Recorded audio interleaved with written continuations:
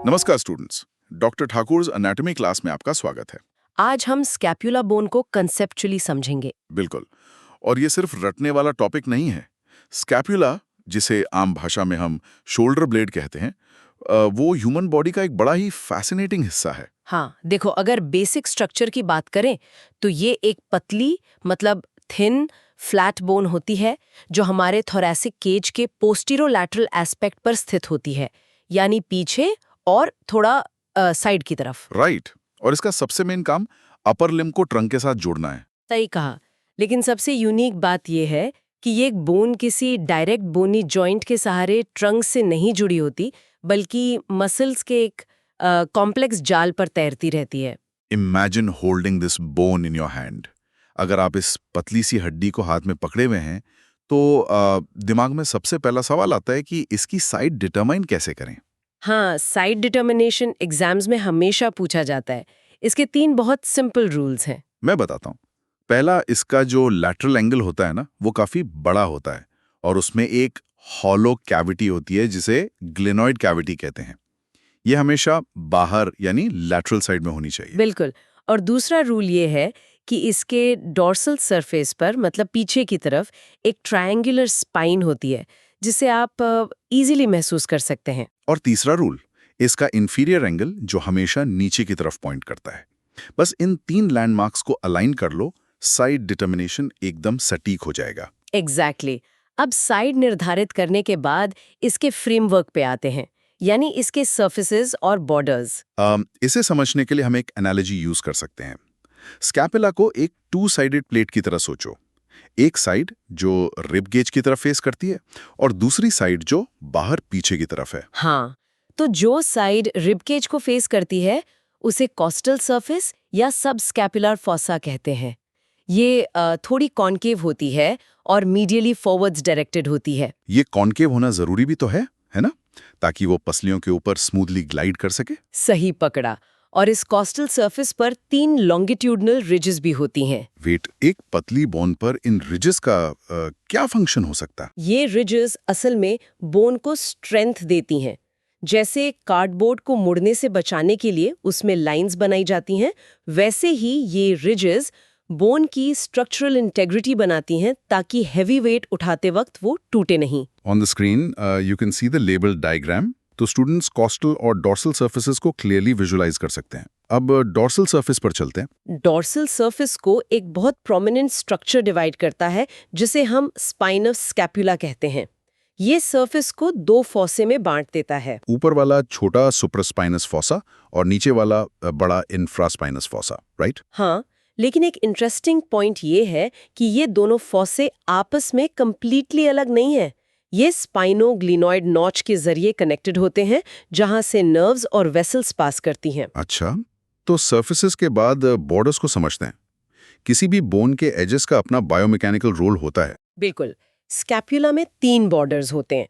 Superior border जो सबसे छोटा और थिन होता है, इसमें सुप्रास्कैपुलर नॉच होती है। फिर लैटरल बॉर्डर आता है जो इंफ्राग्लेनॉइड ट्यूबरकुल के साथ स्टार्ट होता है। लेकिन ये बॉर्डर बाकी दोनों से इतना थिक क्यों होता है? इसका रीजन लेवरेज और मैकेनिकल स्ट्रेस है। लैटरल बॉर्डर शोल्डर जॉइंट के सबसे करीब है। जब आप हेवी वजन उठाते हैं तो सबसे ज्यादा स्ट्रेस यहीं पड़ता है, इसलिए नेचर ने इसे थिक बनाया है। और तीसरा है मीडियल बॉर्डर जो काफी थिन होता है। राइट। और जहां ये बॉर्डर्स मिलते हैं वहां एंगल्स बनते हैं। सुपीरियर एंगल, इंफीरियर एंगल और सबसे इंपॉर्टेंट लैटरल एंगल, जिसे ग्लेनॉइड एंगल भी कहते हैं। इंफीरियर एंगल की एक खासियत है कि रेस्टिंग पोजीशन में ये 7th रिब या 7th इंटरकॉस्टल स्पेस को कवर करता है और लैटरल एंगल में ग्लिनॉइड कैविटी होती है। ग्लिनॉइड कैविटी की डायरेक्शन थोड़ी आगे है लैटरली और थोड़ा ऊपर की तरफ होती है ना? हाँ, ये थोड़ा अपवर्ड टिल्ट बहुत जरूरी है। अगर ये सीधी होती तो ह्यूमरस का हेड ग्रेविटी की वजह से स्लिप हो जाता। ये टिल्ट एक नेचुरल शेल्फ बनाता है। एंगल्स और बॉर्डर्स के अलावा बोन में कुछ प्रोजेक्शंस होते हैं जिन्हें प्रोसेसेस कहते हैं। ये असल में लिवर्स की तरह काम करते हैं। सही कहा। स्कैपुला में 3 मेन प्रोसेसेस होते हैं। पहला स्पाइनस प्रोसेस, जिसके बारे में हमने बात की। इसके क्रेस्ट में अपर और लोअर लिप्स होते हैं। दूसरा एक्रोमियन प्रोसेस, जो स्पाइन का ही एक एक्सपैंडेड हिस्सा है और इसमें क्लैविकल के लिए फैसेट होता है। और तीसरा सबसे अजीब दिखने वाला कोरोकॉइड प्रोसेस। बिल्कुल। कोरोकॉइड का ग्रीक मतलब होता है कौवे की चोंच यानी क्रोज बीक। इसे इमेजिन करने के लिए स्टूडेंट्स अपनी इंडेक्स फिंगर को आगे पॉइंट करके थोड़ा सा मोड़ सकते हैं, एक बेंट फिंगर लाइक स्ट्रक्चर। पर ये आगे की तरफ ऐसे मुड़कर क्यों निकला होता है? ताकि चेस्ट से आने वाली मसल्स को शोल्डर ब्लेड पर ग्रिप बनाने के लिए एक एंकर पॉइंट मिल सके। Make sense. तो ये तो हो गया हड्डियों का पूरा फ्रेमवर्क, पर एक फ्रेमवर्क बिना मसल्स के मूव नहीं कर सकता। सही बात है। अब स्कैपुला पर अटैच होने वाली मसल्स को समझते हैं। लेकिन इतनी सारी मसल्स हैं, स्टूडेंट्स इन्हें बिना रटे कैसे याद रखें? Let's group them by location. Good idea. Surfaces से शुरू करते हैं।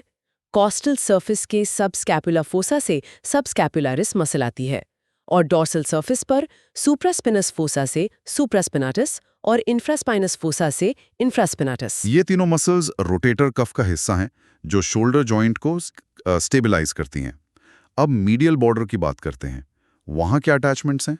मीडियल बॉर्डर के डॉर्सल एस्पेक्ट पर 3 मसल्स हैं। ऊपर लिवेटर स्कैपुली, बीच में रोम्बॉइड माइनर और नीचे रोम्बॉइड मेजर। और इसी मिडिल बॉर्डर के कॉस्टल एस्पेक्ट पर हमारी सबसे इंपॉर्टेंट मसल होती है सेरेटस एंटीरियर। इसको याद रखने का एक 1 to 5 रूल है ना? हाँ, बहुत सिंपल है। 1 डिजिटेशन सुपीरियर एंगल पर, 2 डिजिटेशंस पूरे मिडिल बॉर्डर पर और आखिरी 5 डिजिटेशंस स्ट्रिक्टली इंफीरियर एंगल पर अटैच होती हैं। वाओ, 5 डिजिटेशंस सिर्फ इंफीरियर एंगल पर। ये तो स्कैपुला को स्ट्रांगली रोटेट करने में हेल्प करता होगा जब हम हाथ ऊपर उठाते हैं। एग्जैक्टली। अब लैटरल बॉर्डर पर आते हैं। इसके अपर 2/3 से टेरीज माइनर आती है और लोअर 1/3 से टेरीज मेजर। यहाँ एक छोटा सा डिटूर लेते हैं। टेरीज माइनर के 2 स्लिप्स के बीच में से एक इंपॉर्टेंट वेसल गुजरती है, राइट? हाँ, सर्कमफ्लेक्स स्कैपुला आर्टरी। ये कोलैटरल सर्कुलेशन के लिए क्रूशियल है। चलो एक शॉर्ट रिकॉल क्विज करते हैं। लेटिस्मस डॉर्सी स्कैपुला के किस पार्ट से अराइज होती है? ये इंफीरियर एंगल से अराइज होती है जब ये बैक से ऊपर की तरफ क्रॉस कर रही रहती है। परफेक्ट। अब प्रोसेसेस पर चलते हैं। स्पाइन और एक्रोमियन से 2 बड़ी मसल्स आती हैं, ट्रेपीजियस और डेल्टॉइड।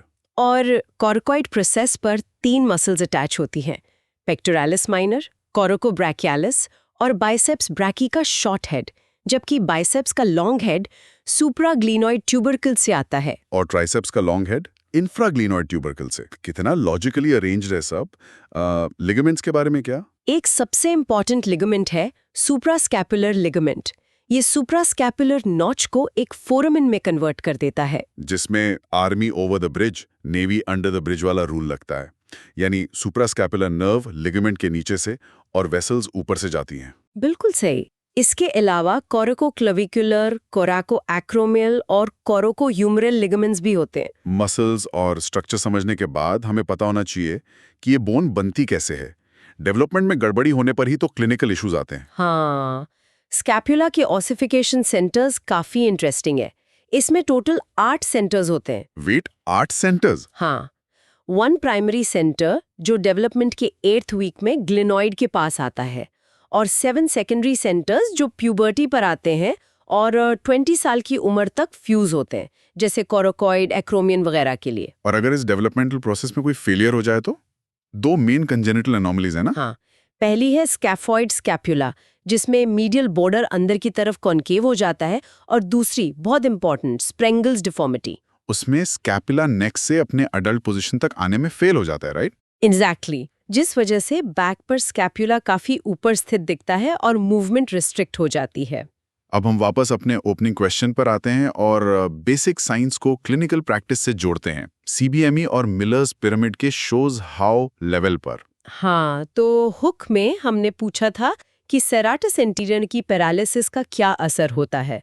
इसे विंग्ड स्कैपुला कहते हैं। तो क्योंकि सेराटस एंटीरियर मीडियल बॉर्डर पर अटैच होती है और स्कैपुला को चेस्ट वॉल से चिपका कर रखती है, इसकी नर्व यानी लॉन्ग थोरैसिक नर्व की इंजरी पर यह होल्ड छूट जाता है। बिल्कुल, और स्कैपुला का मीडियल बॉर्डर एबनॉर्मल तरीके से प्रोमिनेंट हो जाता है, एक पंख की तरह। फंक्शनली इसका असर यह होता है कि पेशेंट अपने आर्म को 90 डिग्री से ज्यादा अबडक्ट नहीं कर पाता। अगर आप पेशेंट को दीवार को पुश करने को कहेंगे तो विंगिंग एकदम क्लियर दिखती है।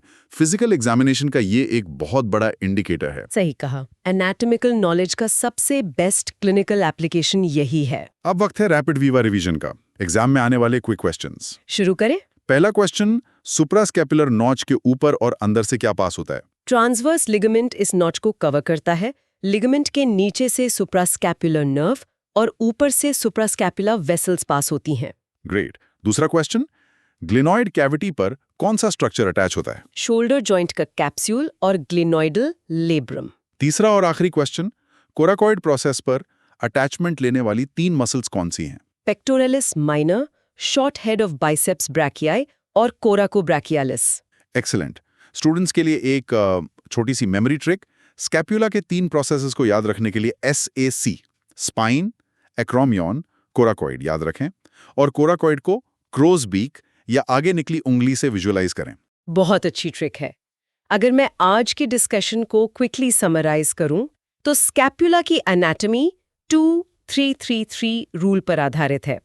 2 सर्फेसेस, 3 बॉर्डर्स, 3 एंगल्स और 3 processes.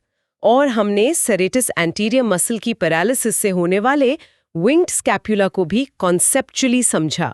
If you found this class helpful, don't forget to like, subscribe and share Dr. Thakur's anatomy class on YouTube so that more medical students can learn anatomy in a simple and conceptual way. We will meet in next video with humerus bone. Remember, anatomy समझने की चीज है, सिर्फ रटने की नहीं।